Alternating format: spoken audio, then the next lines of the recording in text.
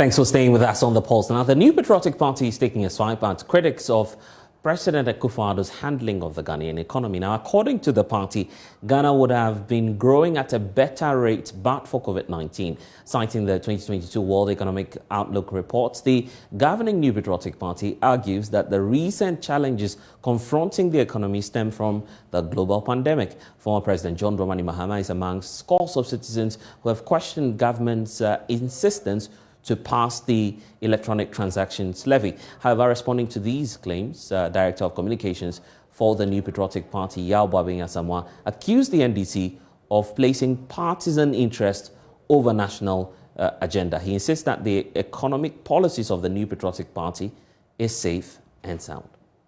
We have moved beyond knocking good policies down for political sabotage, even though the NDC has been very good at that.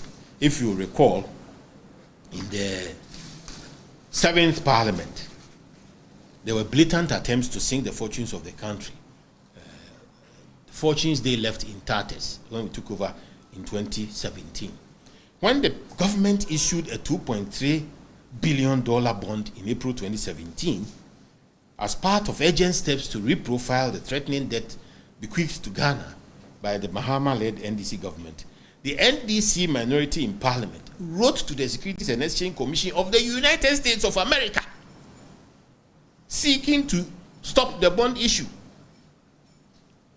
They wrote to America to stop the bond issue when we were using to reprofile our debt and stabilize the economy. Again, in August 2018, the NDC wrote to the IMF and the World Bank to try and stop the novel Sino-Hydro bauxite barter agreement brokered by His Excellency, the Vice President, Dr. Mahamudu Bawumia. The Sino-Hydro agreement, which was going to fund much needed infrastructure, as well as help us complete the loop in the bauxite train, that is refined bauxite in Ghana, and localize the full benefits of bauxite mining, create new jobs and skills, and position Ghana as a major player in the forest market through export of aluminium-related products, was kicked against by the NDC. The minority leader, who was very vociferous in that process, has been fitted in his constituency with the first ever interchange, Tamale Central, due for completion soon.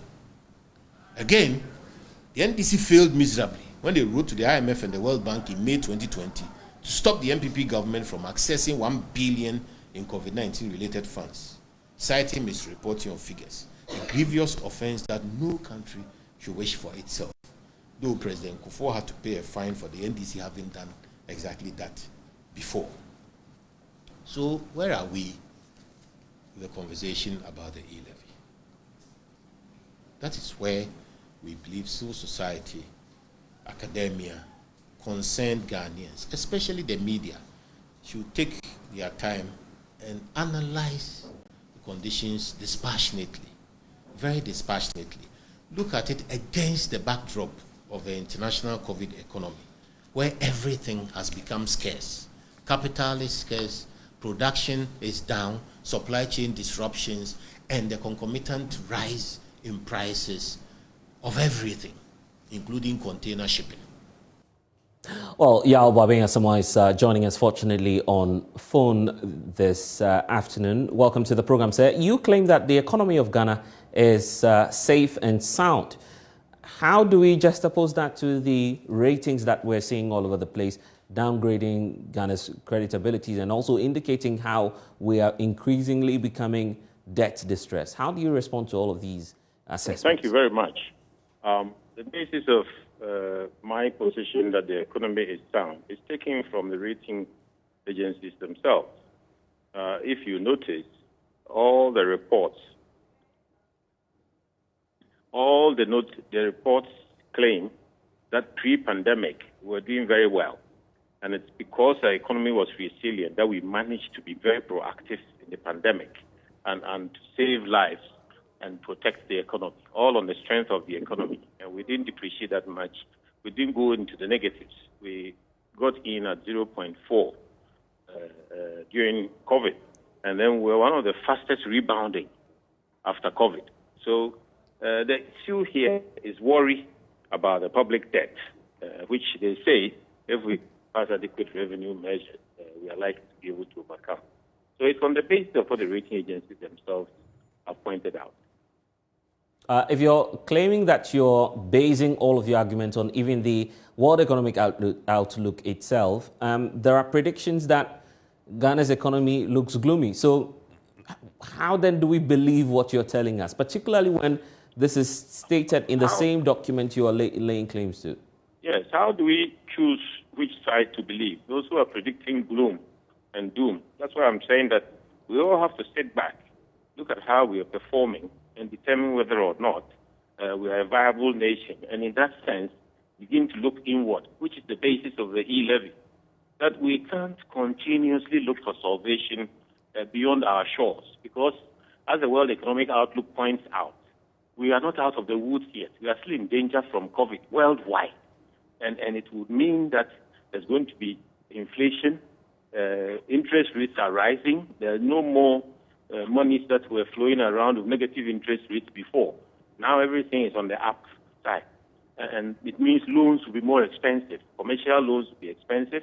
Even private bilateral loans and multilateral loans are going to be hard to come by.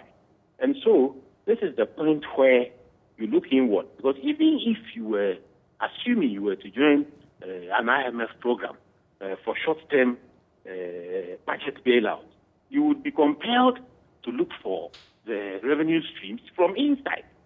So if you can do that yourself, then there's no point in getting involved with the IMF when you can have an Article 4 consultative relationship with them and get going from inside. So the basis of the e-levy is not to rescue the economy entirely by itself, but to input and make that difference.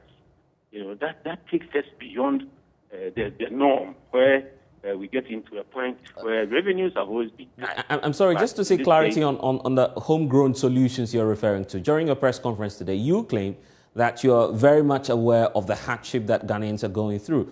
And then you continue to point out how many persons have lost their jobs due to the COVID-19 pandemic. So the point is, if you are claiming that many people have lost their jobs and they are finding it difficult to even feed themselves, why then go ahead to impose more tax measures? It's not an imposition that is beyond the capacity of Ghanaians. This is a new economy. You mean Ghanaians can afford? You mean Ghanaians can afford to pay the 1.7% tax? Please. It's a Ghanaian conversation we are having. Precisely. And I'm also speaking, so you can't insist on making up your own. Ask me a question and let me respond. You can't make your own deduction or what I'm going to say. No, but you just told me, Mr. Babinga Samoa, you just told me that Ghanaians can afford to pay the e-levy. That's what you just told me. Where we are now, you have an economy worth 1 trillion cedis on the internet, a brand new economy on the internet, 1 trillion cedis, a Ghanaian economy. And if we have a Ghanaian conversation about that Ghanaian economy, we could tax it and help use it to reform the financial system. That's what we're saying. So it's about engaging as Ghanaians, talking together, and determining that salvation doesn't lie beyond our shores in terms of somebody giving us a hand up. Because the hands up are difficult everywhere. Where you're going for a hand up, they're also looking for a hand up. Because COVID has ravaged the international economy. That is why we're talking about the World Economic Outlook and its prognosis that with the new variants of Omicron, you are still going to get supply disruptions, you are going to get demand disruptions, you are going to see increasing prices, you are going to see a skittish capital market, and in all of that, it means rising public debt because you are still fighting COVID. So given that set of circumstances, you will need to look inward. You will need to brace yourself and go on a nationalist journey. That nationalist journey is what we are saying is the e-levy. But is it not questionable itself how you're painting the picture of some distaste for foreign aid, particularly when the very first strategy of the economic management team during the pandemic was to go for a rapid credit facility from the IMF. You went in for that funding. So why not go for it again? Now, if you want to go there in the current economy, you go with conditionalities. It didn't come with conditionalities. We were successful enough based on the strength of our economy at that time. They accepted that they could give us that facility without conditionality. What we are saying is that for the progress we've made, if you go for conditionalities, you set yourself back several years. Because you can have different types of relationships with the multilateral agencies. You can have that relationship where they've lent you the money without conditionalities, use it as you see fit. You can have that relationship where they say, don't pay for this, don't pay for that, use all your money to pay off your bills and take the money from indoors. Don't take it from anywhere else. Whichever way you find the money, find it through taxation. That is where the issue is. How do you respond to claims that the austerity measures will bring some level of discipline into the NPP administration? You've been accused by the National Democratic Congress of wasteful expenditure. That's why many believe this is the time to go to the IMF, at least for some level of policy direction. What's your take on that? The IMF policies are clear and can be implemented internally without having to put yourself in a frame for conditionality. The government has already stated clearly that it is going to cut down 20% of its programmed expenditure. That is a major move that deals with the expense side. There's also talk of waste and managing waste. And of course, again, the government has programs in place, revenue accountability, compliance enforcement. For example, in GRA, it's working very hard to look at leakages and all that. So, yes, there are issues, but they are being tackled. But the bottom line is that you can't just focus on tackling the waste without looking for new streams, because it's still within the old frame when you tackle the waste. You still need to get a new frame which will drive you forward. So I agree. We need to deal with the waste. We need to deal with expenditure. And in dealing with expenditure, the government has already earmarked a 20% cut in its expenses for the year, as budgeted and approved by Parliament in the Appropriations Act already. The IMF tells you to do three things, which we are already doing.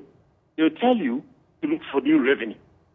And hopefully, e-levy is that stream. They tell you to cut costs. And we have already moved to implement a 20% cut. Right. And then they tell you to manage your debt. If you cut costs, new streams of income, what you do is that you can pay down your debt in a structured manner. Okay. For the sake of time, I'll just want us to wrap up this conversation on two critical issues. Since you speak for the New Patriotic Party, I'll take you way back to 2016. You made a promise to the people of Ghana that you are going to move away from taxation and move to production. And then subsequent to that, we had the Vice President, one of the leading members of the economic management team, indicate that taxing mobile money operations was not the way to go. What has been made of these promises? Let me answer from the second point. He said you didn't want to tax poor people. That's what he said. A certain bracket of people who use that service needing to be taxed. And as we speak, 40% of the market is exempted because they are estimated to do transfers in a region of 100 cities a transaction. So 40% is nearly half of 100%. That's substantial. That is a major exemption for a large part of the population who will be involved in transacting on the internet. The second thing is that production doesn't mean that you stop taxation entirely. All that it means is that if you produce more, you generate more jobs, you generate more incomes, and you can tax more people for less. You don't have to just keep taxing consumption and taxing and borrowing money. But rather, if you enable production, you enable investment in production, you create jobs. When you create jobs, you create incomes. When you create incomes and all the other associated opportunities to do with production, you expand the tax net because more people earn incomes and they pay tax. When you expand the tax net, you're in a position to lower the threshold of taxes for everybody. So that is the rationale behind moving from taxation to production. You broaden the net, you create jobs, and you lower the threshold for everybody because more and more people are paying into the same pot. Yao Sama speaks for the New Patriotic Party. He is the Director of Communications. Vice President Dr. Mahmoud Bawumia himself has spoken strongly about the Ghanaian economy, outlining some key policy interventions the administration has rolled out to build a resilient economy that will stand the test of time. The country's economy has been the center of discussion. Just gone by, we're speaking to Bawumia Sama, both on the local and international front, following a downgrade of Ghana to CAA1 rating by credit rating agency Moody's.